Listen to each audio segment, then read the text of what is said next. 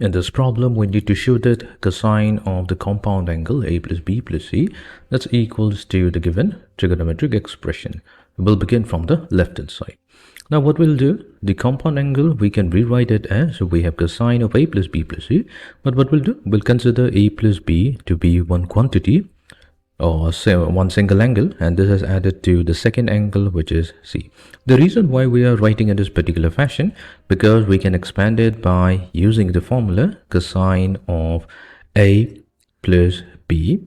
So that's given by cosine of a multiplied to cosine of b minus sine of a multiplied to sine of b.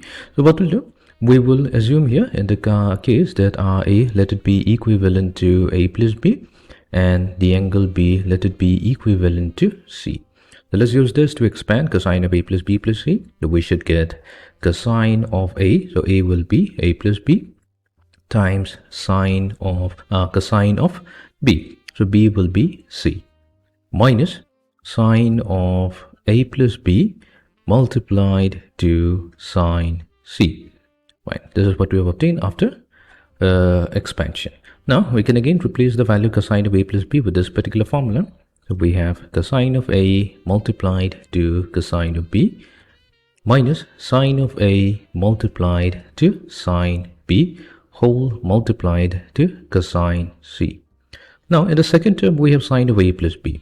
Now sine of a plus b, that can be also expanded. So we have another formula for that, which is this is an identity. So this being sine of a times cosine of b plus cosine of a times sine of b.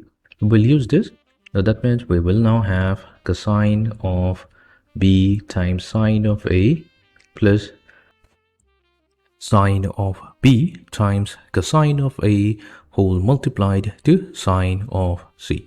So this will be equals to, so we will distribute cosine of c with the two terms within the parentheses, and also we will distribute sine of c with the two terms within the parentheses. So let me write down the final expression. So that will be cosine of a times cosine of b times cosine of c minus cosine of a times sine of b times sine of c minus sine of a multiplied to cosine of b times sine of c minus sine of a times sine of b times cosine of c. So this is the expression on the right hand side. So this is not positive, this is actually negative. So this is our expression on the right hand side, hence proved.